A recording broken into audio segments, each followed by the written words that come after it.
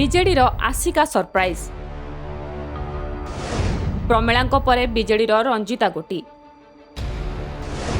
ଯୁବ ନେତୃତ୍ୱକୁ ଗୁରୁତ୍ୱ।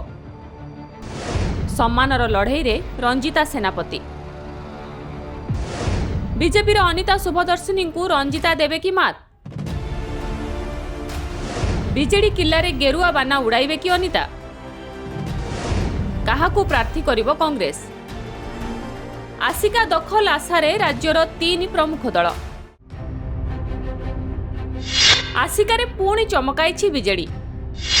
ଗତଥର 70 ବର୍ଷୀୟ ପ୍ରମିଳା ବିଷୋୟୀଙ୍କୁ ପ୍ରାର୍ଥୀ କରି ବଡ଼ ସରପ୍ରାଇଜ ଦେଇଥିଲା ଦଳ। ଆଉ ଏଥର ଯୁବ ପ୍ରାର୍ଥୀ ରଞ୍ଜିତା ସାହୁଙ୍କ ଉପରେ ଲଗାଇଛି ବେଟ୍। ବରିଷ୍ଠ ବିଜେଡି ନେତା ତଥା କୋଦଳା ଏନ୍ଏସିର ପୂର୍ବତନ ଅଧ୍ୟକ୍ଷ ଦମ୍ପତି ହରପ୍ରସାଦ ସାହୁ ଓ ସୁନୀତି ପ୍ରଭା ସାହୁଙ୍କ ଝିଅ ରଞ୍ଜିତା ସାହୁ। ଯୁବ ଚେହେରା ସହ ଆସିକା ବାଜି ଜିତିବାକୁ ବିଜେଡି ଚଳାଇଛି ଗୋଟି। ସେପଟେ ପୁଣି ଥରେ ବିଜେପିର ପ୍ରାର୍ଥୀ ହୋଇଛନ୍ତି ରାମକୃଷ୍ଣ ପଟ୍ଟନାୟକଙ୍କ ଝିଅ ଅନିତା ଶୁଭଦର୍ଶିନୀ। ମାଟିର ଝିଅ ନାରା ଦେଇ ମଇଦାନକୁ ଓହ୍ଲାଇଛନ୍ତି ବିଜେପିର ଫାୟାର ବ୍ରାଣ୍ଡ ନେତ୍ରୀ ଅନିତା।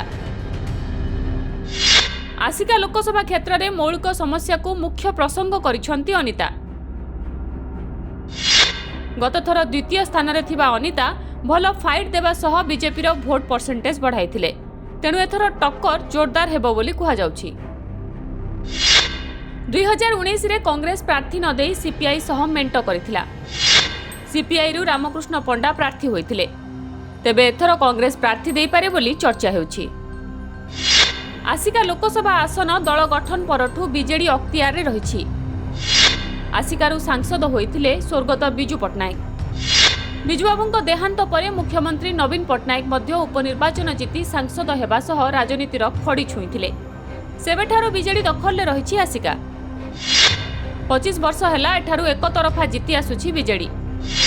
2000 ମସିହାରେ ନବୀନ ପଟ୍ଟନାୟକ ମୁଖ୍ୟମନ୍ତ୍ରୀ ହେବା ପରେ ବିଜେଡିରୁ କୁମୁଦିନୀ ପଟ୍ଟନାୟକ, 2004ରେ ହରିହର ସ୍ୱାଇଁ, 2009ରେ ନିତ୍ୟାନନ୍ଦ ପ୍ରଧାନ, 2014ରେ ଲଡୁ କିଶୋର ସ୍ୱାଇଁ ଓ 2019ରେ ପ୍ରମିଳା ବିଷୋୟୀ ବିଜୟୀ ହୋଇଛନ୍ତି। ମୁଖ୍ୟମନ୍ତ୍ରୀ ନବୀନ ପଟ୍ଟନାୟକଙ୍କ ନିର୍ବାଚନ ମଣ୍ଡଳୀ ହିଞ୍ଜିଳିକାଟୁ ଆସିକା ସଂସଦୀୟ କ୍ଷେତ୍ର ଅଧୀନରେ ରହିଥିବାରୁ ଏଠାରେ ବିଜେଡି ଲଢ଼ିବ ସମ୍ମାନର ଲଢ଼େଇ। ନବୀନ ମୁଖ୍ୟମନ୍ତ୍ରୀ ହେବା ପରଠୁ ଆସିକାରେ ବିଜେଡି ପ୍ରାର୍ଥୀ ରିପିଟ୍ କରିନି। ଏଥର ବି ରଞ୍ଜିତା ସାହୁଙ୍କୁ ପ୍ରାର୍ଥୀ କରି ବିରୋଧୀଙ୍କୁ ଚକମା ଦେଇଛି ଦଳ। ଆସିକା ନିର୍ବାଚନ ମଣ୍ଡଳୀର ସମସ୍ତ 7ଟି ବିଧାନସଭା ଆସନ ଗଞ୍ଜାମ ଜିଲ୍ଲାର।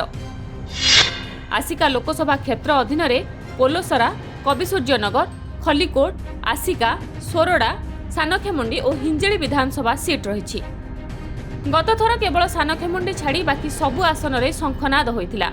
ତେଣୁ ବିଜେଡି କିଲ୍ଲାରେ ଲଢ଼େଇ ବିରୋଧୀଙ୍କ ପାଇଁ ସହଜ ହେବନି। ତେବେ ପ୍ରଦୀପ ପାଣିଗ୍ରାହୀ ଫ୍ୟାକ୍ଟର ବିଜେପି ସପକ୍ଷରେ ରହିପାରେ ବୋଲି ଚର୍ଚ୍ଚା ହେଉଛି। ଭୁବନେଶ୍ୱରରୁ ପ୍ରିୟଦର୍ଶିନୀ ମହାପାତ୍ରଙ୍କ ରିପୋର୍ଟ, ଓଡ଼ିଶା ସମ୍ବାଦ।